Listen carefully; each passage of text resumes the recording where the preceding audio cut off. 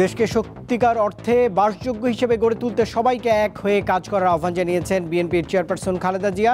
সকালে দলের বর্ধিত সভায় বিএনপির ভারপ্রাপ্ত চেয়ারম্যান তারেক রহমান অন্তর্বর্তী সরকারকে নিরপেক্ষতা বজায় রাখার আহ্বান জানিয়েছেন। বেক্সিমকোর 14টি পোশাক কারখানা বন্ধ ঘোষণা করা হয়েছে। এসব প্রতিষ্ঠানের শ্রমিকদের পাওনা দিতে প্রয়োজনীয় 525 কোটি টাকার ব্যবস্থা করেছে সরকার।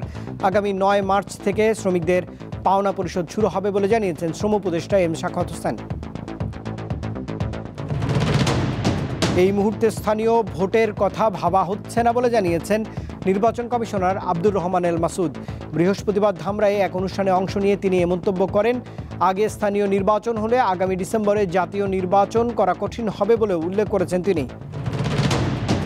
রমজান উপলক্ষে আগামীকাল থেকে ঢাকার 25টি পয়েন্ট সহ সারা দেশে কম দামে ডিম, মুরগি ও গরুর মাংস বিক্রির কার্যক্রম শুরু হবে বলে জানিয়েছেন মৎস্য ও প্রাণী সম্পদ উপদেষ্টা ফরিদা আক্তার। দুপুরে সাফারে কথা বলেছেন তিনি।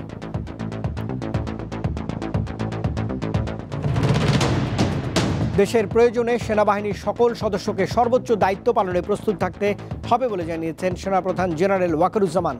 রাজশাহীতে সকালে 7ম কর্নেল অব দি রেজিমেন্টের অভিষেক অনুষ্ঠানে তিনি একথা বলেছেন।